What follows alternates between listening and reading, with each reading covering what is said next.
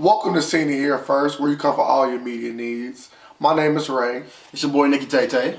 And we are here to talk about the top 10 worst movies of 2017. Boo! Talk about trash can movies. Like, throw these movies completely away. Like that? Yeah, just pitch it. Like, recycle, please. We trying to save the earth. But these are the movies that you should avoid at all costs. I mean, we are talking about the worst of the worst of the worst. I agree. 10. The Circle. A lot of disappointment from two actors. One actor that we love, one actor that we like a lot. I don't know. I might say I love her. I might say I love Emma Watson too. Well, I just like Emma Watson a lot, and I love Tom Hanks. Oh my God, Tom Hanks is... Anytime you see a movie with Tom Hanks, it's a must watch. Should I say that? I agree 100%. It's a must watch. So you know The Circle, as soon as you see the trailer, Tom Hanks. Seeing it. Got to. Seeing it. Why not? The cast was crazy. Crazy. We got Tom Hanks, Emma Watson, John Boyega. So we talking about film from Star Wars. What more can you ask for? I know what more I can ask for. A better movie. I didn't create this. This is not what I had in mind. The biggest reason why this movie wasn't good was that the story was a little bit off. It didn't give us enough. I was watching it and I wasn't really interested in what they was talking about. Not at all. Just not executed well. At all. Just not executed well. And I don't even blame the actors because we know the actors can act. So I guess I got to put all my blame on the writing.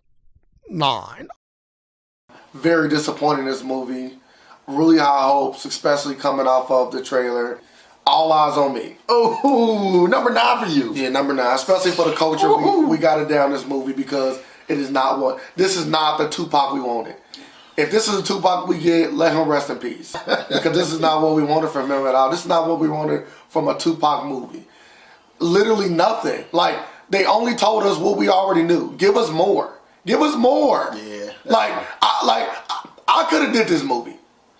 I don't know anything but what I already know from what people say. I could have did this movie. Yeah. Just going off. They didn't give us any inside scoops. They didn't let us know anything we didn't already know. And that was the biggest problem with this movie. We needed more NWA and really less Notorious. And this was definitely more of Notorious.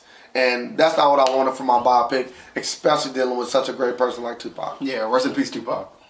Number 9 for me is gonna have to be Valerian, the City of 1,000 Planets. Now I know a lot of people were super big on this movie. I mean, right off the trailer, you got all these colors, you got the special effects kicking in, you got all these cities, and it's like, oh my God, you know, this is everything. You got Rihanna co-starring. It's like, this movie is going to be a summer blockbuster.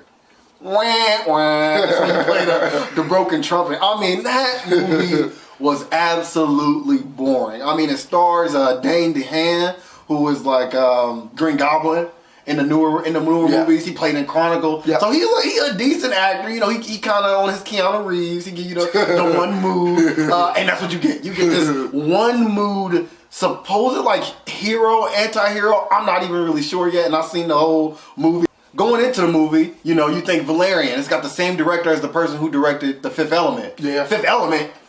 Great movie. I don't know anybody who doesn't like that movie. Every time that come on TV, you have to watch The Fifth Element. So Valerian already has sauce on it, essentially. Really not enough. Not enough at all.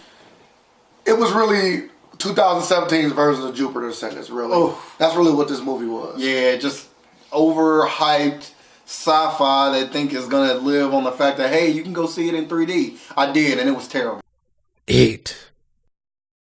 So at number 8, we got Dark Tower. Oh my God. Now, I'm not going to lie. I like to be honest, especially with the fans and the people out there that watch us. I did not watch this movie. I was very hyped on going to watch this movie, but after Nickytaytay watched it and he told me so many bad things, I had enough. I would not go into the theater and waste my time and my money. So I'm going to definitely defer to him. But it's definitely on my list because of what he told me and how bad of reviews that it got overall. Oh my God. I mean, essentially, I walked out of the movie wanting to be gunslinged right then and there. You're a gunslinger, right? There are no gunslingers. Not anymore. You give me Idris Elba, amazing actor. Yes, he is. Matthew McConaughey, amazing actor. Amazing. A story written by Stephen King. Shout out to Stephen King. In fact, the movie is so bad, I literally contemplating just reading the book series because I couldn't fathom that they made a movie so bad But again, two great actors, a story by Stephen King. I'm going there. I've seen the trailer. I'm like, okay, all they got to do is give me enough action, give me a decent story. Yep. And I'm sold. I'm sold. This movie can be a 6. It can be a 7. Yeah. I walked out of there literally thanking the people that the movie was over. I'm talking about one of the fastest paced but most boringest movies I've ever seen in my life. Shaking people's hands as you left. Oh my God. I was telling the janitor, like, thank you for cleaning up the mess that I just watched. 7. Number 7 on the list for me is going to be The Cure for Wellness. So Dane DeHaan makes the list twice. Again, don't forget. 2 times. Yeah, Valerian and now The Cure for Wellness. I will say I was very excited for this movie. The trailer looked interesting enough for me to like really want to go see it. Yes, it did. Ultimately, this was probably by far the most boring movie I've seen all year. Only when we know what ails us can we hope to find the cure. What do you make of that? Clearly he's lost his mind. Our thoughts exactly. The movie itself is 2 hours and 43 minutes long, which is entirely too long. Entirely too long for a movie like this. And I'm telling you, slow pace, having well in the title doesn't mean that's how the movie is gonna do. Cure me from this bad movie. They can't. So for my number 7 movie, I gotta go with Resident Evil. I watched the movie. I knew the movie was gonna be bad. Why? Why did you see this? I only seen it to cap off the franchise. Sometimes you gotta cap off I'm so invested in the title because I've watched all of them, so I have to finish it off by watching the last one. No. And it had a terrible finish.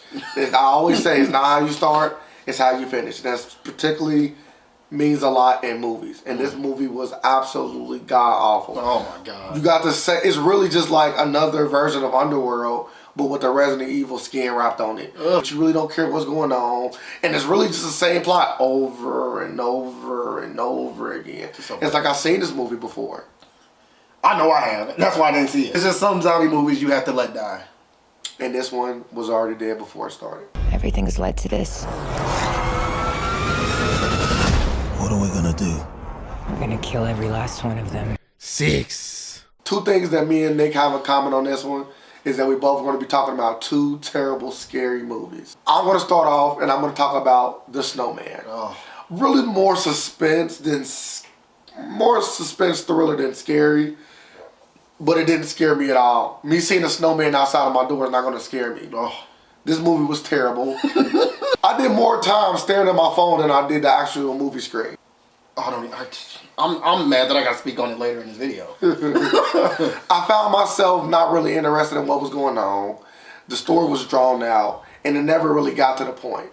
And that was the biggest part of this movie that was bad. If you want to go watch a snowman, you better off watching Frozen, because Olaf did an amazing job in that. Number 6 for me is, again, a scary movie. It is The Bye-Bye Man. Arguably one of the worst horror movies of the year. The tagline of the movie is don't think it, don't say it.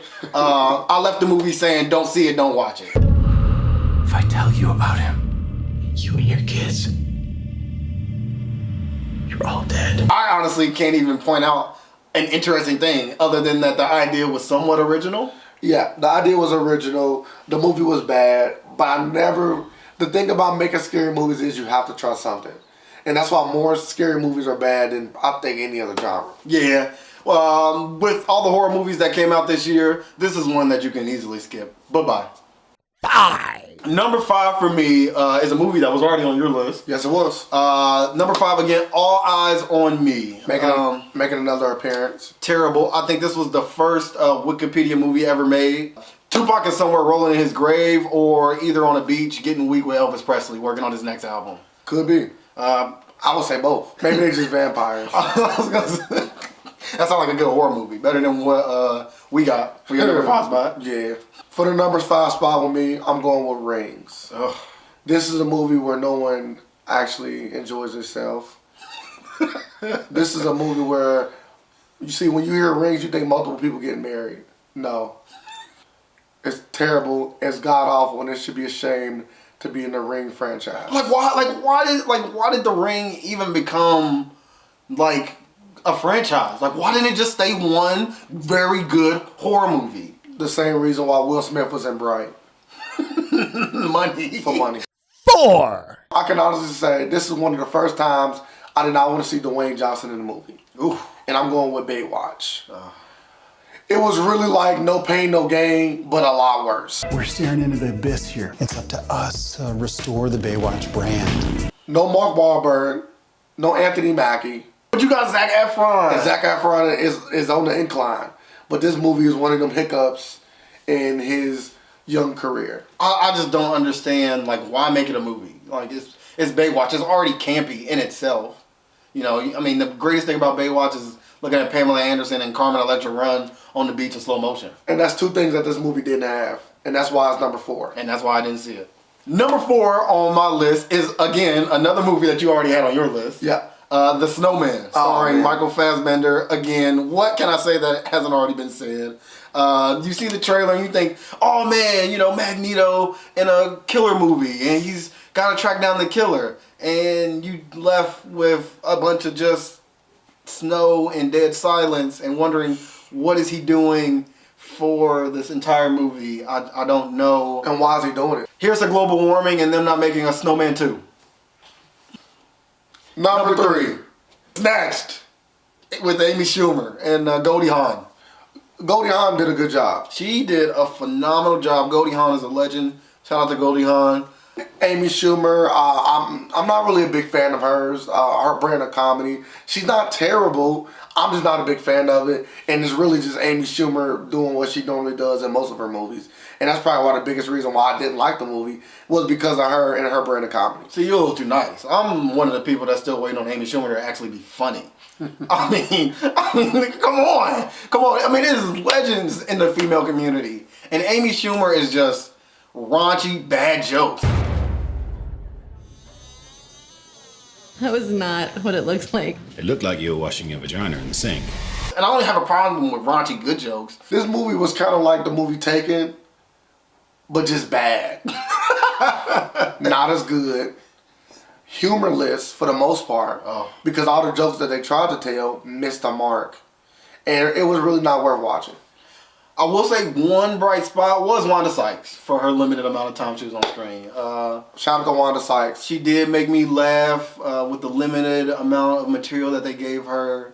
But again, Snatched definitely snatches the number 3 spot for the worst movies of 2017. 2. Number 2 on my list will have to be the Netflix original movie Death Note.